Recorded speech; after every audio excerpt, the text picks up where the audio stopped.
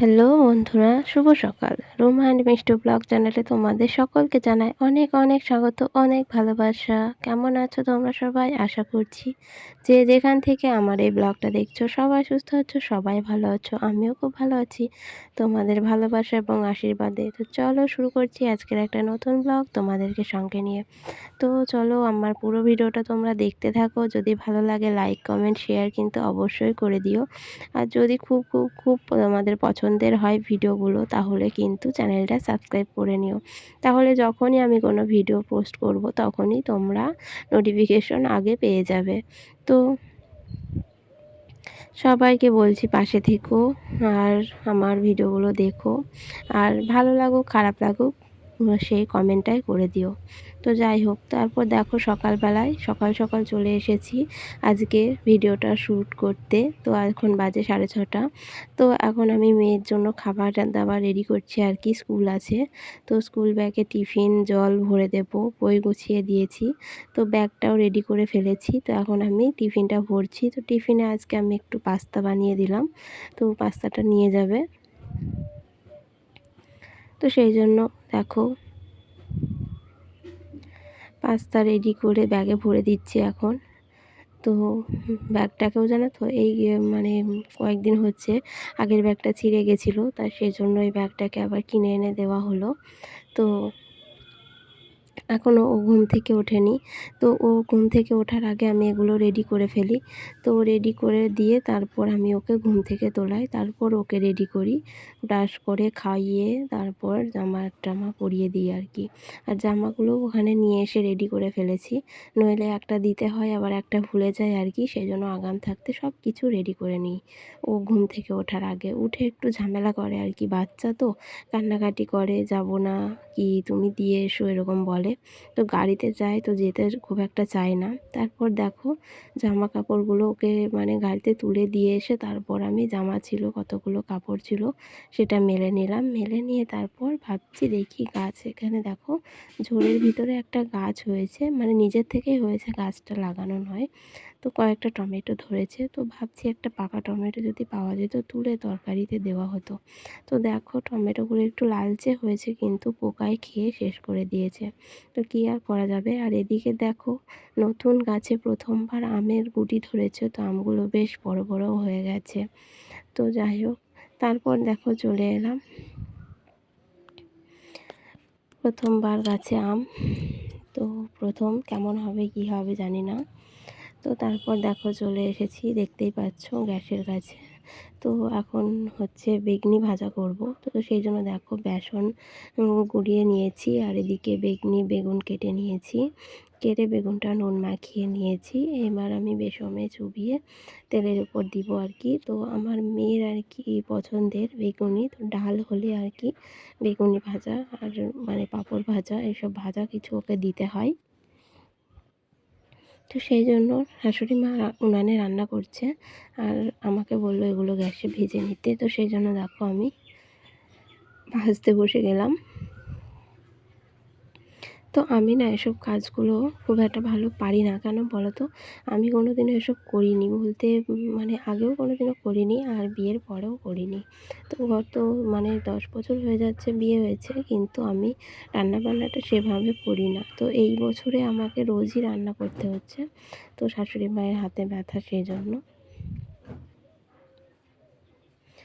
তো দেখো তবুও যে যা পারছি একটু মানে এভাবেই করে করে শেখার চেষ্টা আর কি। তো তবুও দেখো মোটামুটি হচ্ছে, বেগুনিগুলো বেশ ফুলছে, ভালোও হচ্ছে। তো খেতে কেমন হবে জানি না, বেসনটা কিন্তু আমার শাশুড়ি মায় মাখিয়ে দিয়েছে। আর এদিকে দেখো চলে এসেছে আমার মেয়ে। তো মানে এতটাই খাওয়ার জন্য ব্যস্ত হয়ে গেছে যে উনানের কাছে বসে আছে। আর খাওয়ার থেকে বড় ও হচ্ছে আমি কোনো কাজ করতে গেলেই কাজের মধ্যে ওর মানে বাগড়া দেওয়াটা অভ্যেস আর কি বলতে পারো। তো যাই হোক, মানে ভালো কাজ করবে না বসে বসে, কিন্তু ব্যাগড়াগুলো দিতে খুব ভালো পারে। কিন্তু যদি আবার ওকে বকাবকি করা হয় তাও কিন্তু সহ্য করবে না, বলবে সারাদিন তুমি আমাকে বকো, পছন্দ করো না, এরকম বলবে আর কি। তো দেখো বেগুনিগুলো ভেজে একদম রেডি করে নিয়েছি, সবগুলো দেখো ভাজা হয়ে গেছে, কমপ্লিট করে নিয়ে চলে এসেছি। তো কেমন লাগছে তোমাদের দেখতে অবশ্যই কিন্তু কমেন্ট করে জানাবে। আর এদিকে দেখো বললাম শাশুড়ি মা রান্না করছে, দেখো উনানে বসে গেছে রান্না করতে। তো নিচে মানে উঠানে হয় যেহেতু সেহেতু দেখো উঠানে রান্না হচ্ছে। তো তো একটা কিছু মানে ঘরে রাখতে আসছে আর কি। তো দেখো তারপর রান্না বান্না সব কমপ্লিট হয়ে গেছে। তো সব কিছু কমপ্লিট করে নিয়ে ঘরে চলে এসেছি। এবার আমরা খেতে বসবো। খেতে বসার জন্য সব কিছু দেখো রেডি আছে। আলু ভাজা, বেগুন ভাজা, বেগুনি ভাজা, তারপর টমেটো চাটনি, ডাল আর ডাঁটা সর্ষে দিয়ে শুধু রান্না করা হয়েছে। এই হচ্ছে আমাদের আজকের মেনু। তো ডালের সাথে এই ডাঁটায় সর্ষে দিয়ে ডাঁটাটা কিন্তু খুব ভালো লাগে খেতে। তো আমার তো খুব পছন্দের খাবার আর কি বলতে পারো। অনেকে আবার পছন্দ করে না। আর এদিকে শাশুড়ি মা ভাত বেড়ে দিচ্ছে, তো তরকারি তুলে দিচ্ছে আর কি।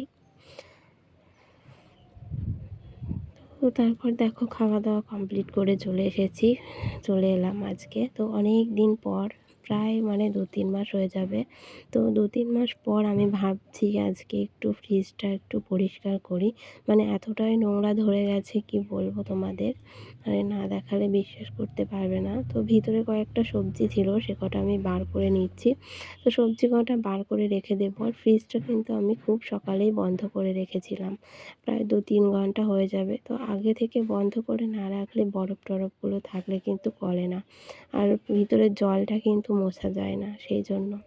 তো আমি আজকে ভালো করে মানে বলতে পারো ডিপ ক্লিনই করে ফেলবো পুরো। সেই জন্য চলে এলাম ফ্রিজটাকে তো মুছতে। তো ফ্রিজ নিয়ে মানে মোছামুছি করতে গেলে এর পিছনে কিন্তু অনেকটাই সময় লাগে। তো দেখো আমি মানে সবগুলো বার করে নিয়ে বাইরের থেকে ভালো করে মেজে ধুয়ে নিয়ে আসবো আর কি। তো এগুলো না একটু ভয়ও লাগে, কেননা কাচের তো, হাত থেকে পড়ে গেলে আবার ভেঙে যাওয়ার ভয়টা থাকে আর কি। আর আমার একটা বদ অভ্যেস আছে জানো তো, আমার মানে কোনো কিছু যেন হাত ফসকে জিনিস পড়ে যায়, এটা কিন্তু খুব বেশি। জিনিস কি জানি না, হঠাৎ করে মানে কীভাবে যে হয়ে যায় এগুলো আমি বুঝতেই পারি না। জিনিস খুব পড়ে যায়। তো যাই হোক, যতই সাবধানে করি, তো আস্তে আস্তে দেখো খুবই সাবধানে নিয়ে যাচ্ছি। তো দেখো তারপর চলে এলাম মুছতে। তো ভিতরগুলোই তো এত জল থাকে কি বলবো, মানে পুরো একটা ন্যাকড়া ভিজে যায়। তো অনেকগুলো ন্যাকড়া দিয়ে ভালো করে মুছতে হয়। তো দেখো মানে প্রথমে ভিতরটা মুছে নেব, তারপর কুলিন দিয়ে বাইরেটা মুছে দেব।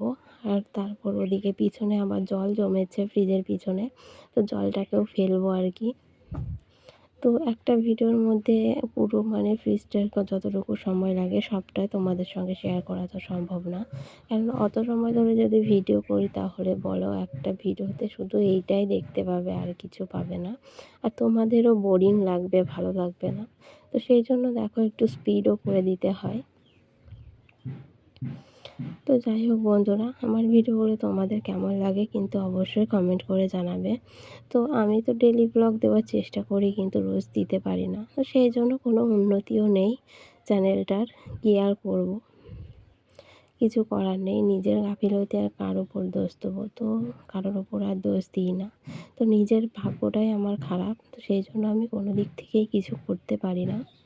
তো যাই হোক, যেদিকে যাই সেদিকে যেন অন্ধকার হয়ে যায়, যে পথ ধরতে যায় সে পথেই যেন আলো থাকে না। তো যাই হোক বন্ধুরা, সবাই আমার পাশে থেকো, আমাকে একটু সাপোর্ট করো। তারপর দেখো ফ্রিজটাকে পরিষ্কার করে নিয়ে মুছে নিয়েছি। তারপর ওটাকে মুছে তারপর এলাম এগুলোকে ধুতে। তো দেখো এগুলোকে মেজে ধুয়ে নিচ্ছি, ধুতে বসে গেছি। তো আজকে ভিডিওটা কিন্তু আমি আর বেশি বড় করব না, অনেকটাই বড় হয়ে যাচ্ছে। তো বড় ভিডিও অনেকে দেখতে পছন্দ করে না, ভালো লাগে না, হ্যাঁ বুঝতেই পারি।